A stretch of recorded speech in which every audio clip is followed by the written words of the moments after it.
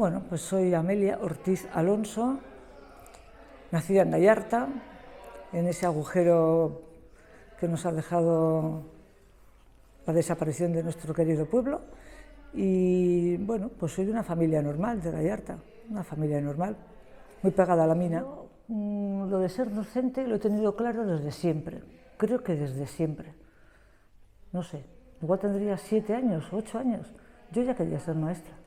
Entonces, fíjate que yo tenía una oportunidad en la vida, porque mi madre era peluquera, mi madre tenía la peluquería y yo aprendí con ella, yo también soy peluquera. Y mi madre me decía muchas veces, a ver, ¿cómo te vas a ir a la escuela a trabajar por la mitad del dinero que vas a ganar aquí en la peluquería? Pues es que lo que quiero es enseñar, o aprender, no sé, porque en la escuela se aprende tanto como se enseña, ¿eh? Entonces, pero lo que sí me gustaba era ese ambiente de los chavales, de la comunicación. Bueno, yo soy una persona bastante sociable, enseguida hablo con la gente, algunos me dicen, ¿hablas con las piedras? Digo, bueno, las piedras también, con las piedras también se puede hablar, que somos de Gallarta. Los de Gallarta podemos hablar con las piedras si nos da la gana, que para eso hemos tenido la mina aquí pegada. Pero siempre he querido ser maestra y la verdad es que no lo dudé. Yo cuando terminé el bachillerato que estudié en Portugalete, en el instituto, ya tenía claro, o sea, no, es que no pensé en otra cosa, no pensé en otra cosa.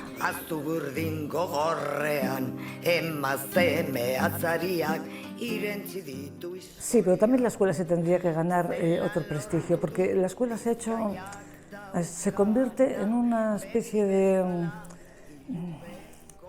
Bueno, ahora mismo en esta sociedad es una especie de garaje, los padres llevan a los niños no para educar, sino porque hay que estar allí.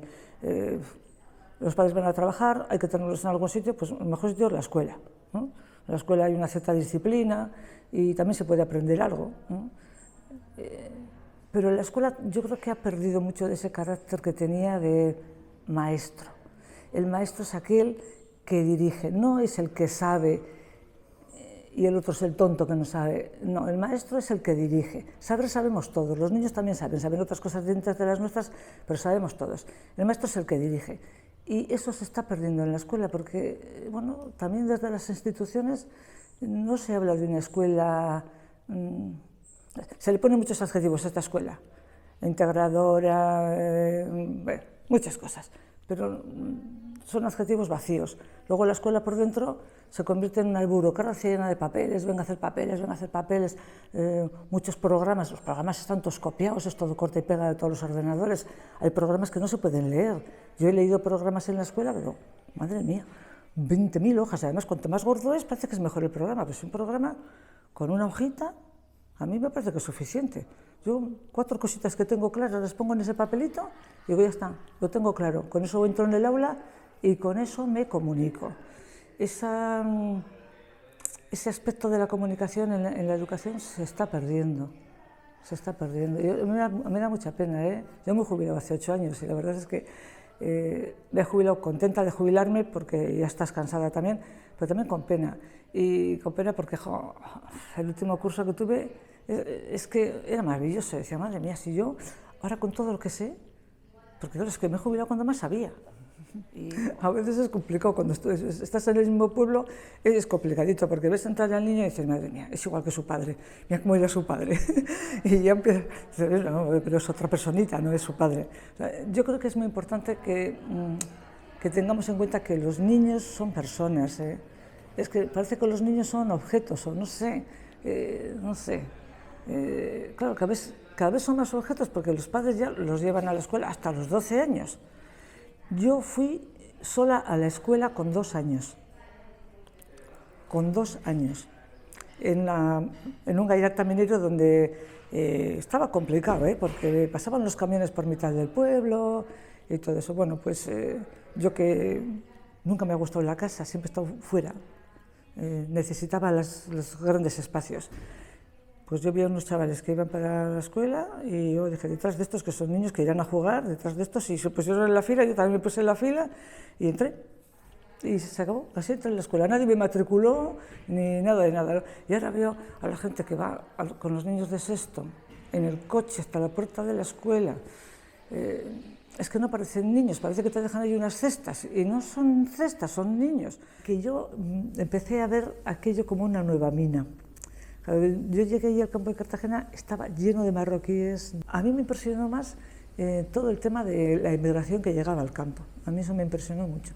Porque, claro, a mí aquí todavía me habían contado las historias de inmigración. Es más, yo soy producto de esa inmigración. Mis bisabuelos maternos vinieron de la Vizcaya profunda, del Valle de Arratia. Y los paternos, pues aquí de la frontera entre Burgos y Cantabria, ¿no? Es decir, soy producto de esa emigración. Entonces, cuando veo tanta gente venir, y me pareció que era un mundo distinto que yo no conocía, digo, pues es una ocasión. Líbrate de aquí el rollo de que tienes en Gallarta ahora un tiempito y vente a Murcia. Fíjate que llegué a una escuela de creación reciente, bueno, de creación nueva.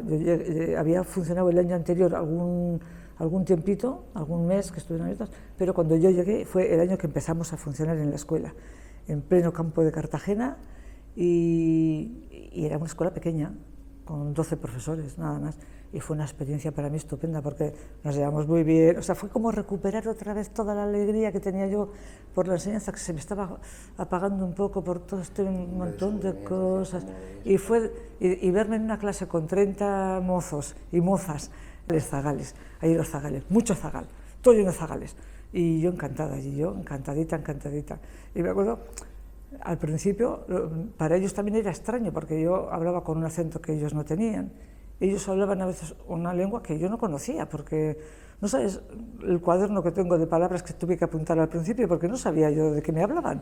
Es que no sabía de qué me hablaban de cosas y yo me quedaba ahí y digo, ¿qué ha puesto aquí esta niña? Ha puesto...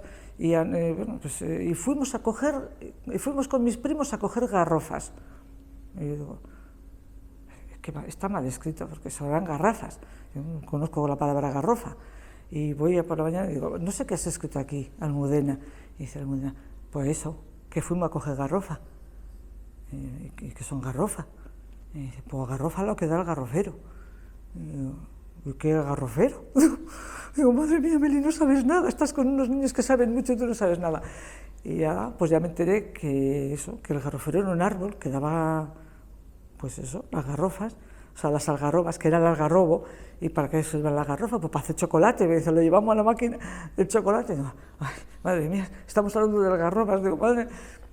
Pues todas esas experiencias a mí me dieron una alegría de vivir, y viví de bien y de a gusto. La gente del campo de Cartagena es estupenda. Lo que a mí me tocó vivir, estupendo. Yo me llevaba genial.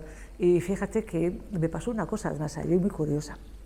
Claro, aquí en Euskadi tenemos una idea del ejército y todo eso, tanto aparte, y, claro, fueron los invasores, no sé, bueno, mala, realmente mala. Y yo llegué a la escuela y ahí empezó a moverse la asociación de padres y madres del colegio, y al que nombraron presidente, Manuel, una persona extraordinaria, te lo digo desde aquí, pues era un militar de la base de San Javier. Y dije, no sé cómo nos vamos a llevar, y yo, porque claro, bueno, pues estupendamente. Montamos unos espacios de talleres después de las clases, él y yo, para apoyar a los niños que iban con cierto retraso, que pasaba mucho en el campo. Había veces en el campo los que vivían un poco más alejados, que habían faltado más a clase, que los padres no tenían ningún tipo de cultura, pues se quedaban rezagados y había que empujarles. Y no solo rezagados porque no fueran inteligentes, sino porque se sentían menos que los demás, más de pueblo, más... no sé, los otros igual que vivían en la carretera, que vivían en el pueblo, que tenían tiendas, estos no tenían tiendas, no sé, eran como más tímidos y había que empujarles. Y ahí tenemos una foto preciosa de la escuela de Dolores, está ahí la maestra, doña Antonia Izar de la Fuente.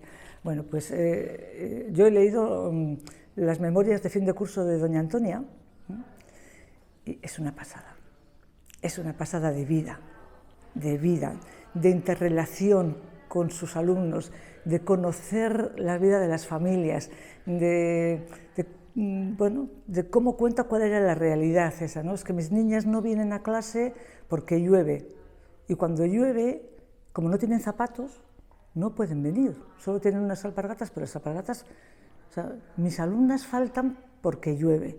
Y nadie se preocupa de que vengan a... Entonces, cuando cuenta esas cosas, que cuenta nuestro pasado, pues te sientes agobiado también de pensar que la maestra, que era entonces alguien muy pegada a la familia, ¿no? Y ahora hay veces que le preguntas al padre, ¿cómo se llama el niño de tu hijo? Balekiarriak hitz egiten, soldatadura luzeak zain gaitu gero. Yo entré en la escuela en el año 73. En el año 73 estábamos en pleno franquismo. La escuela era una escuela muy rígida desde el punto de vista de la moral pública, de la religión. Era una escuela donde se rezaba por la mañana, por la tarde, por la noche, y a todas las horas, ¿no? Era una escuela repetitiva, memorística, era una escuela afecta al régimen, porque si no, no se podía vivir. Pero yo viví esa transición. Yo en el 75,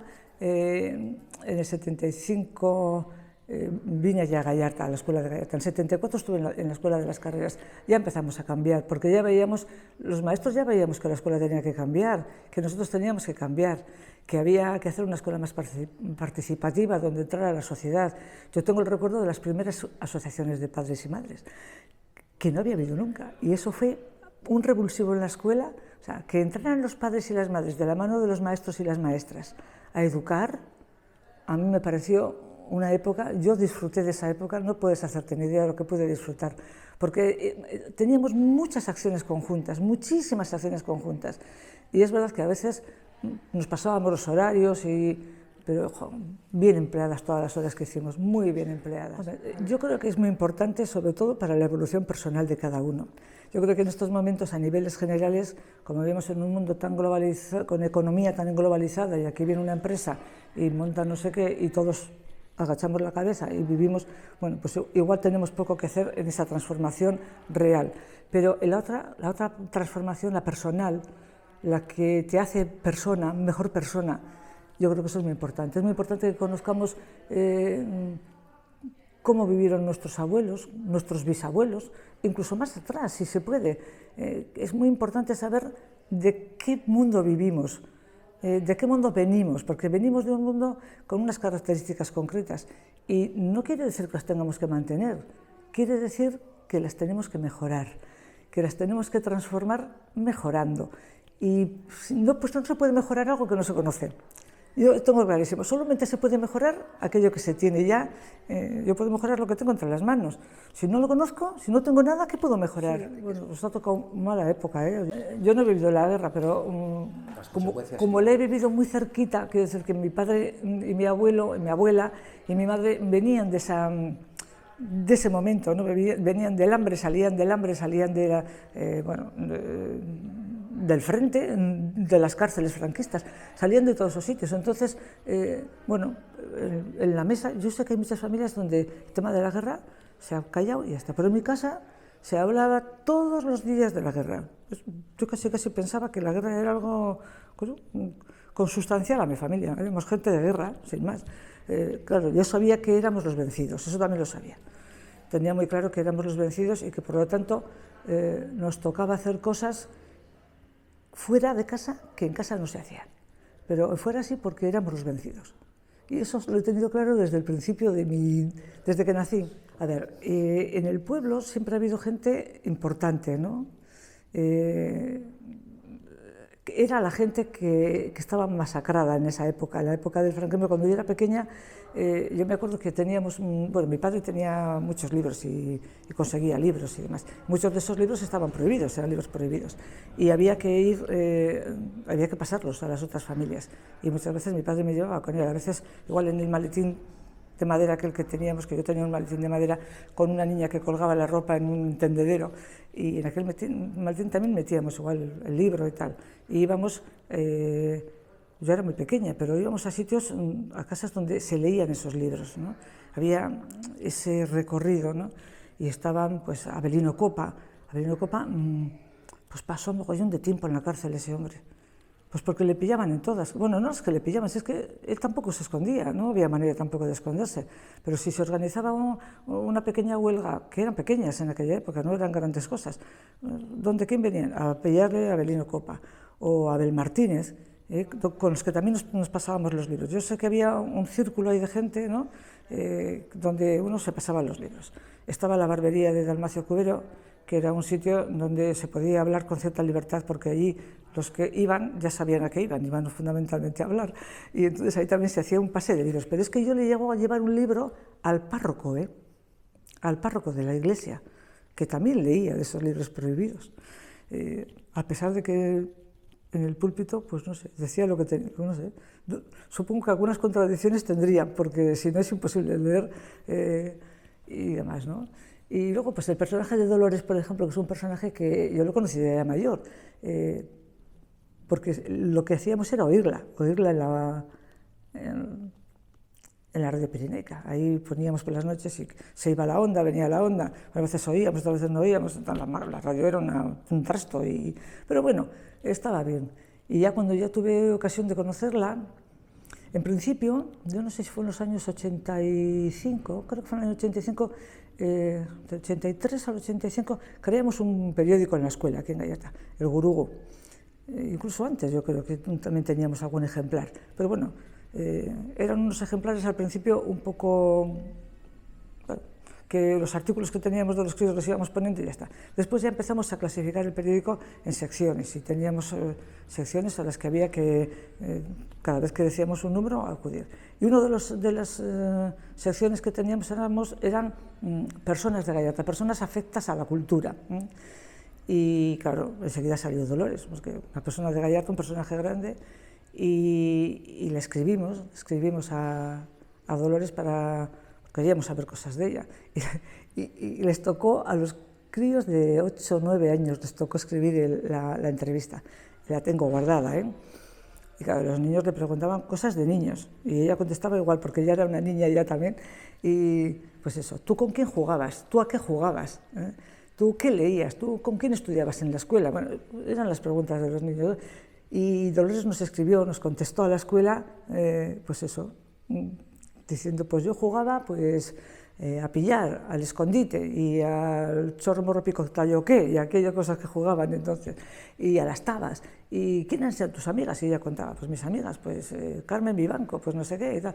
Y ella contaba pues de estos personajes. Y llegaba a Carmen Vivanco porque todos los personajes que al menos yo en mi casa he escuchado toda la vida como un gran personaje era Constantino Turiel. Constantino Turiel fue el marido de Carmen Vivanco después. Y fue un personaje que vino de Zamora, con el zurrón al hombro colgado, pero que era una persona inteligente, una persona con gran amor por la justicia.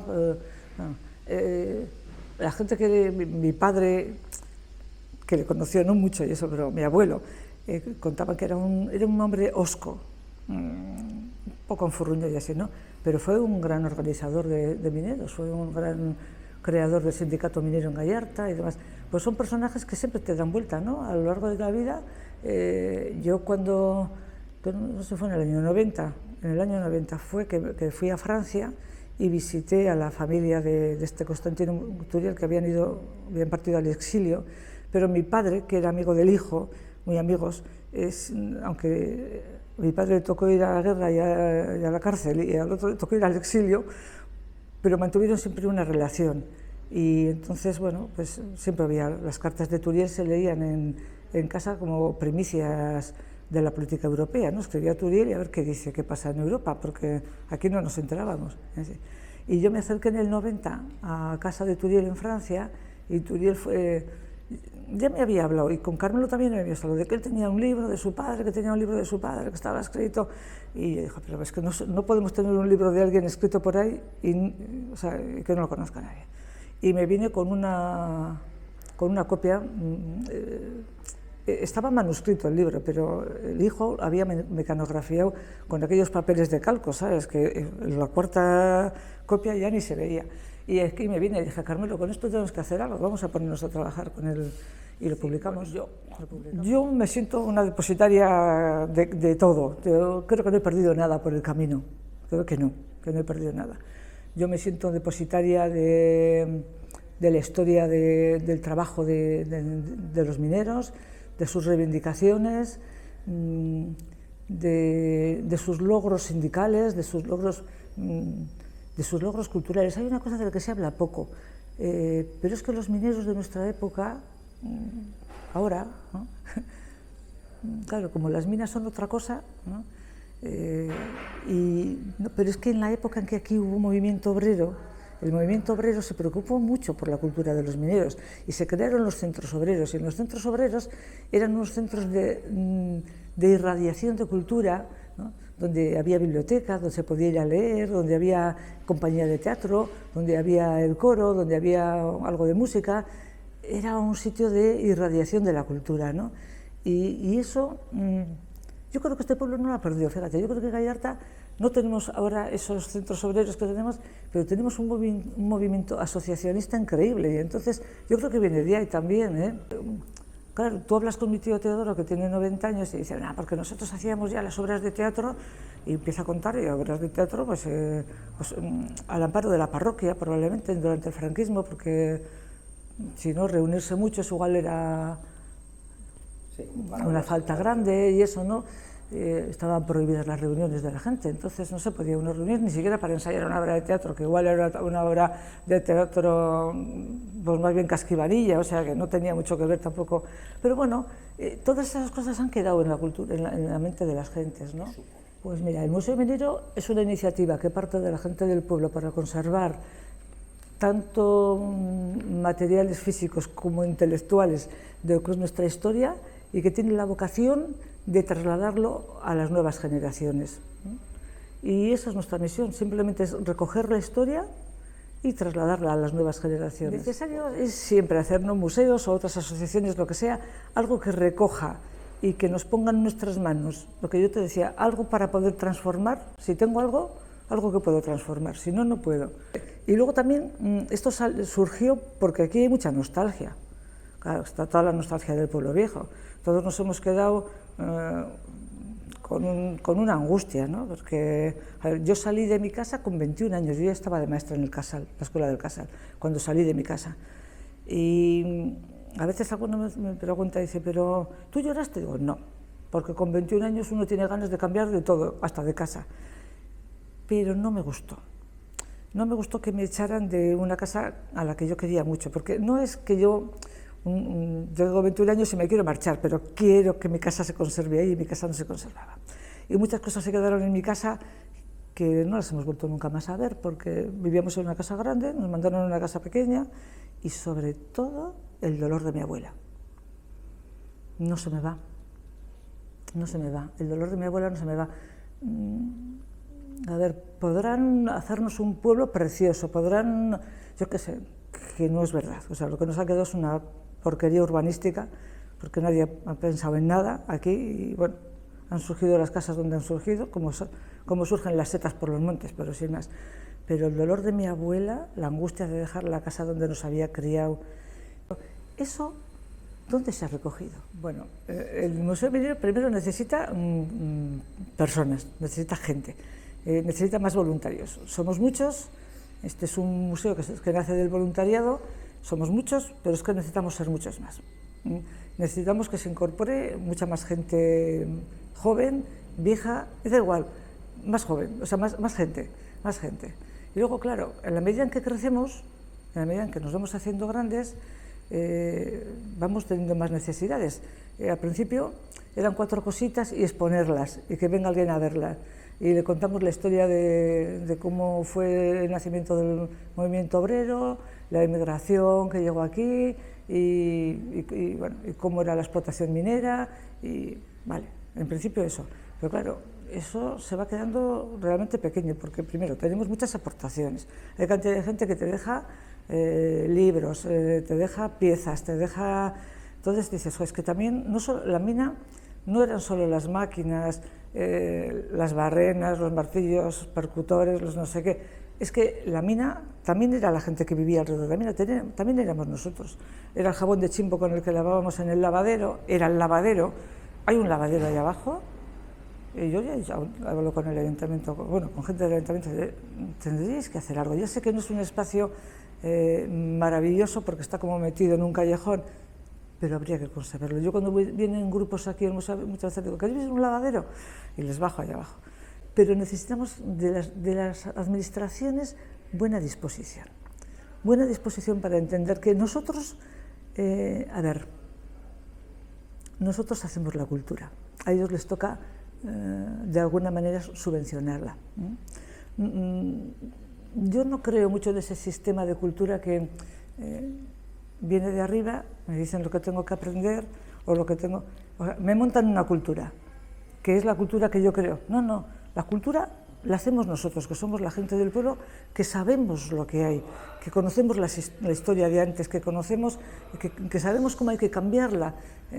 Entonces, lo que necesitamos para eso es comprensión y apoyo, ¿no?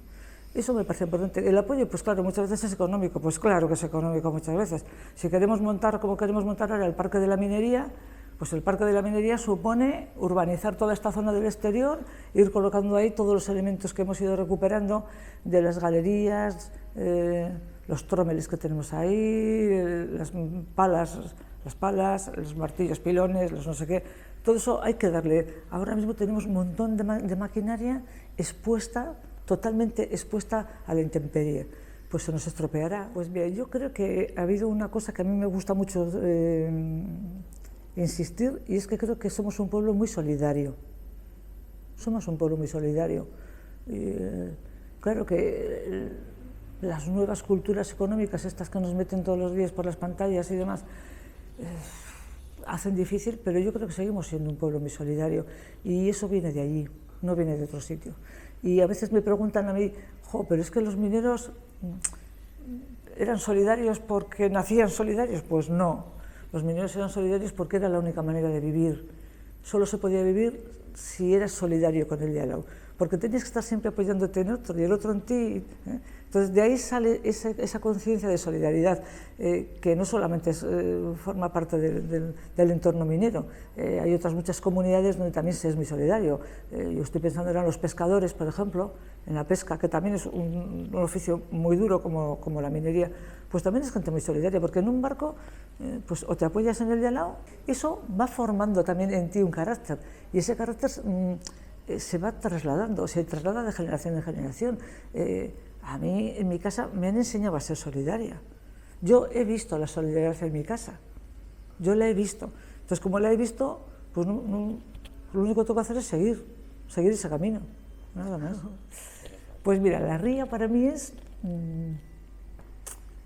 no sé, es más que la libertad, porque fíjate que yo, que he vivido siempre en Gallarta, hasta los 14 años vivo en Gallarta, no salgo de aquí porque hasta los 14 años mi paisaje es la mina, y es un paisaje que llevo muy dentro, yo me siento súper a gusto, no, aquí un cuarzo y aquí, o sea, me siento súper a gusto. Pero claro, a los 14 me mandan a Portugalete a estudiar el bachillerato superior, porque el elemental lo había hecho aquí. Voy a Portugalete y ahí estaba la ría, en Portugalete estaba la ría, y era una pasada porque, mira, la ría era, primero, un paisaje precioso, era la luz por las mañanas, fue como abrir el universo, es decir, bueno, el universo empieza en Portugalete. ¿Y por qué? Pues porque tiene una ría. Entonces, la emoción de ver esos barcos enormes que pasaban, ¿no? Los barcos enormes, ¿no? Y luego llegar a casa, contar eso y escuchar a mi abuelo y a mi padre, mi abuelo que trabajaba en la fundición, y decía, no, porque en esos barcos viene o marcha lo que hacemos nosotros. Y luego, otra cosa de la ría que yo tengo así el conocimiento, es anterior, tendría 7 o 8 años. Mi padre tenía un hermano, que es mayor de los hermanos, que se hizo sastre y se instaló en Bilbao. Y se instaló en la calle Hernani, casi llegando a San Francisco. Y el mayor, tenían un hijo, pero claro, les creció, se les hizo grande, y venían a Gallarta y le decían a mi padre, no nos dejes llevar a la niña a Bilbao, es que para que conozca Bilbao, si es que no conoce Bilbao, no sé. Y bueno, me ponían una maletita chiquitina y me mandaban a Bilbao con mis tíos, ¿no? Entonces yo llegaba a San Francisco y hacia arriba era la mina San Luis, porque nosotros íbamos hacia arriba siempre. Y y que le decían los vecinos, no, has traído a la niña, no sé qué, y dice, uy, se va a asustar a las 12 cuando oiga el barreno. Dice, pero si esta viene de Gallarta, pobre, decía que se va a asustar, si esta tiene barrenos a todas las horas en su casa. Y luego el otro era que yo me juntaba con otros niños de la calle Hernani, otros como yo, y bajábamos a la ría. Bajábamos a la ría porque, no sé, era como el atractivo, ¿no? Además nos lo prohibían, ¿eh? Nos decían, a la ría no bajéis porque alguno se va a caer, porque no sé qué, pero nos bajamos a la ría.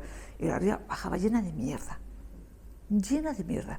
Entonces, el primer recuerdo que tengo es eso, prefiero la mina que la ría, ese es el primer recuerdo que tengo, ¿no?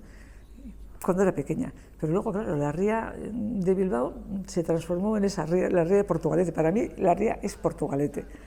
La ría de Bilbao olvidada, porque aquello era muy sucio, muy asqueroso, además justo a la altura del mercado de la Ribera, que se tiraban todas las mierdas al agua también. Yo me acuerdo ahí ver las lechugas flotando. Y ha venido Sergio, nos ha contado este proyecto, digo, pues es muy interesante, porque es otro proyecto que recoge nuestra historia. Serán miradas, pero es que las miradas también tienen historia. Las miradas también. Mira la mirada de Dolores.